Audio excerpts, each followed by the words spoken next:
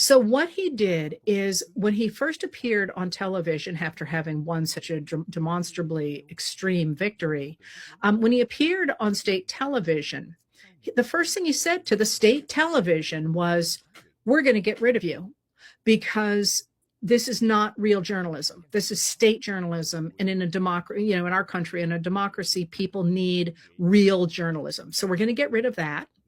And then he said, "We're going to nationalize the assets that you just gave to business people and foundations during the Orban era." We know now that Orban's government was funding or at least according to Magyar, was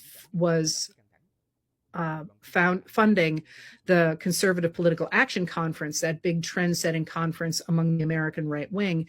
He also said that this foundation that ran a university that was very close to Orban and that became very close to the American Heritage Foundation, the people who wrote the Project 2025, which is patterned so closely on Hungary, that they had been given 10% of an oil company and a pharmaceutical company in order to keep them functioning.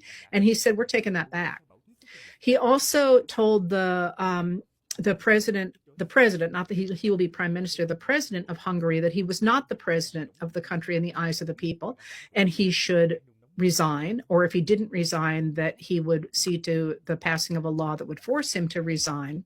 And he said, the Hungarian people consider you all a joke. You have been able to force us to to live under your rule. We just threw you off, and we're going to replace you with a legitimate political party in a democracy.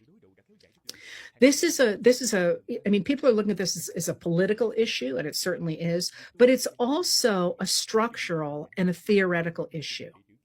By saying that the people trying to destroy their government from within are not a legitimate political party, they are in effect a group trying to stage a coup.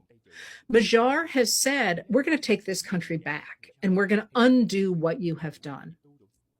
And it certainly appears as if those developments in Hungary have struck true fear into the heart of MAGA Republicans in the United States who have patterned themselves on Viktor Orban's political party.